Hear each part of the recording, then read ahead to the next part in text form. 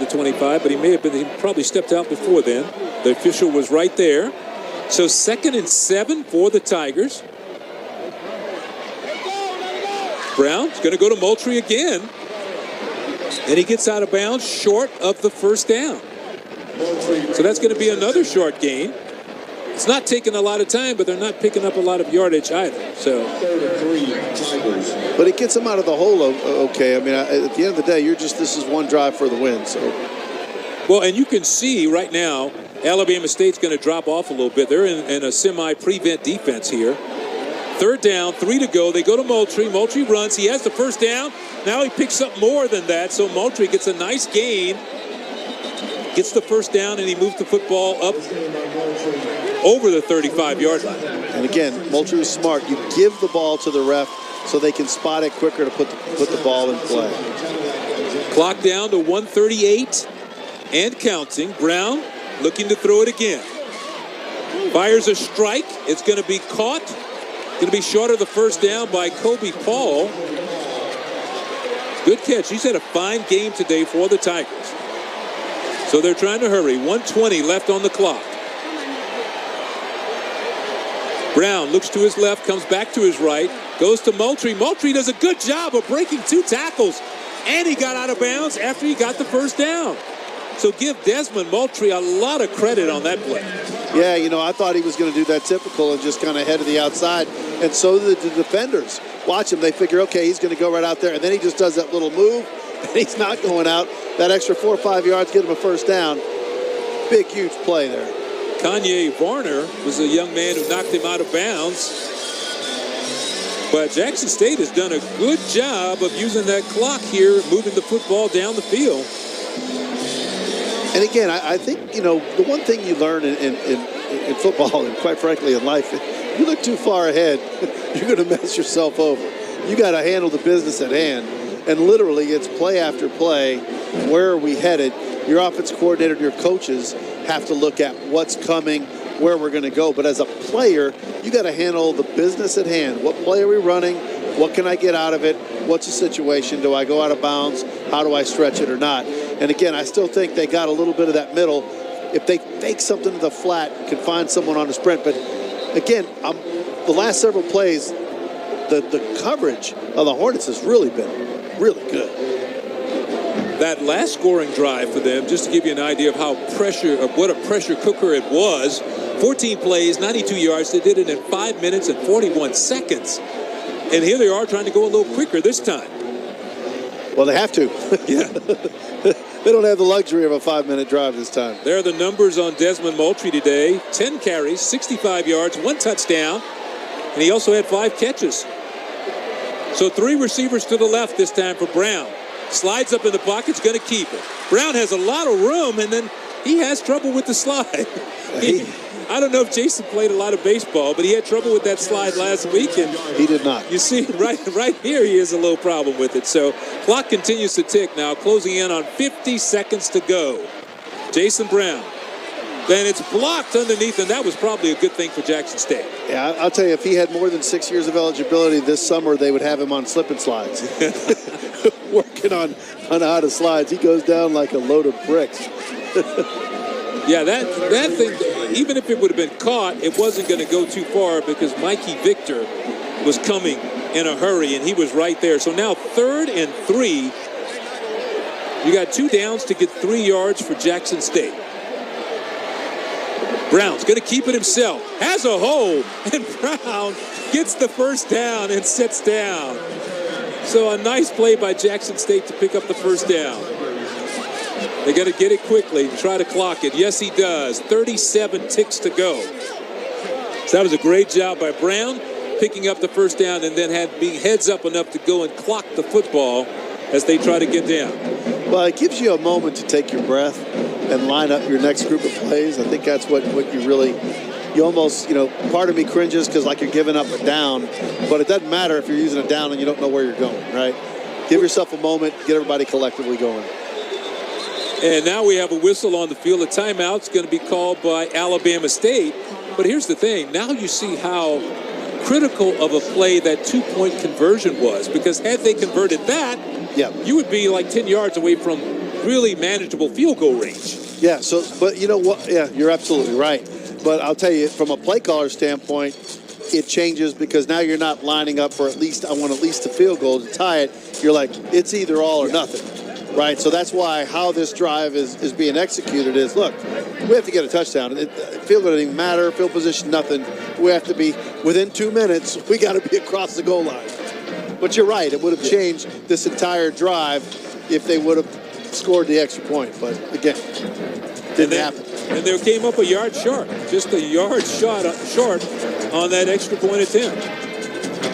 What a battle this game's been. And again, I love defensive play, so I really enjoyed the intensity of the defense, both of them. Just a hard-fought game on both sides of the ball. I mean, these guys, they came out here today to battle, and that's what they've done. 2nd and 10 now, 3 wideouts, split wide to the right. Brown's looking in that direction. Airs it out near the sideline, has his man. He gets, still in bounds. He did not get out of bounds.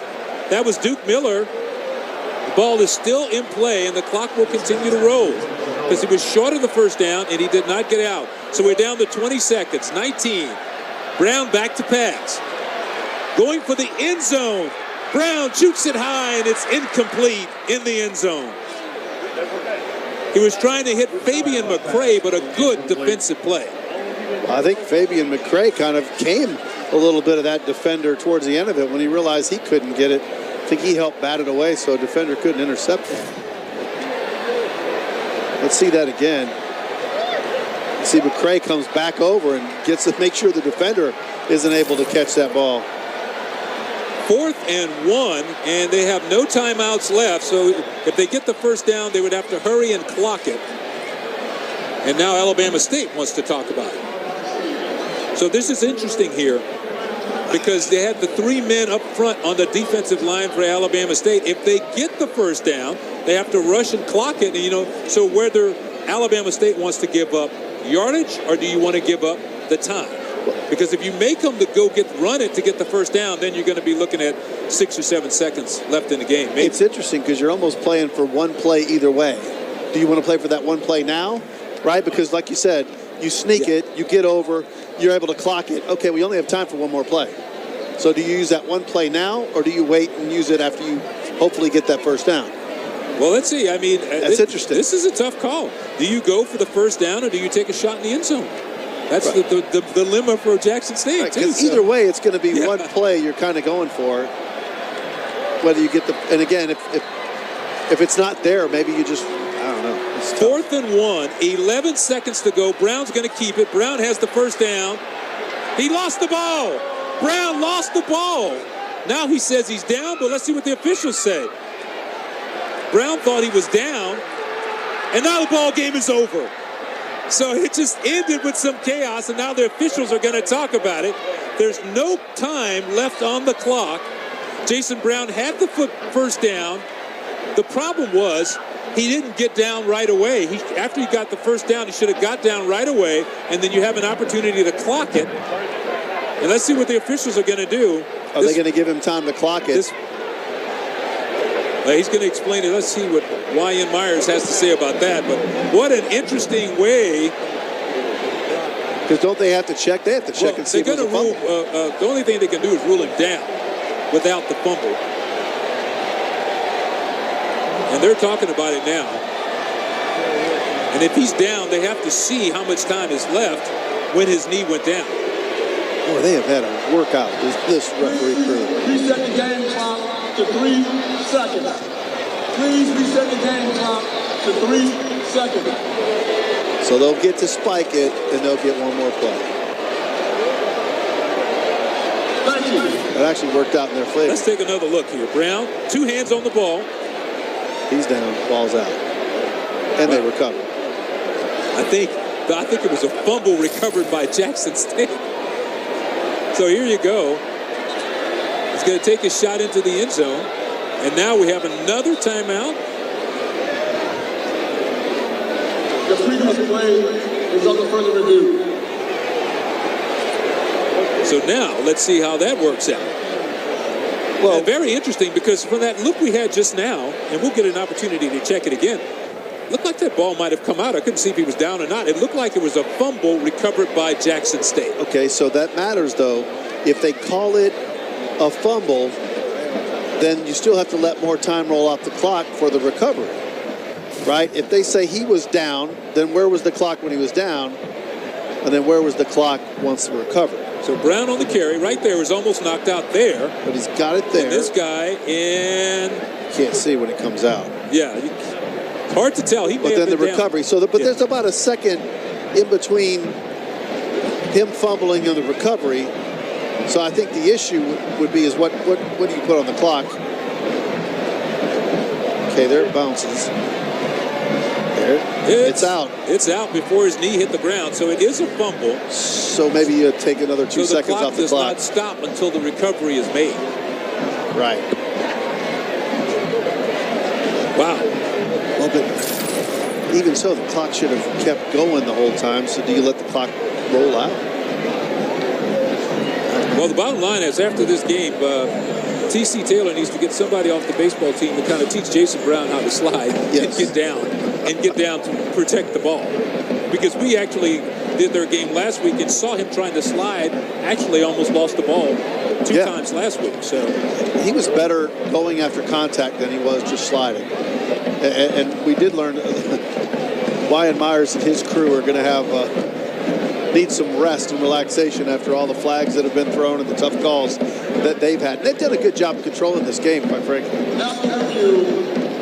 was a fumble by the offense. This means the fumble and the recovery ball. The ball was recovered by someone else. That way the ball goes back to the spot. It was a goal of the play. It was a first down. It was like I said, the first down. The clock was stopped already.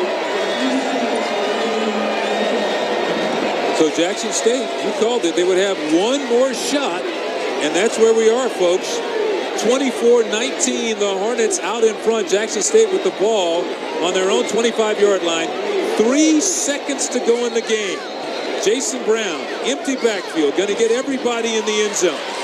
He slides up, throws his pass. He goes high, and it's going to be an incomplete pass. And that's going to be the end of the ball game.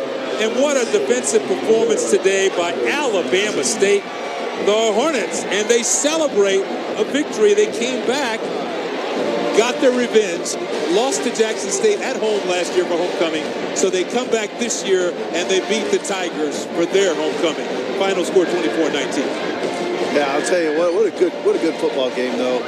Defense going back and forth at it.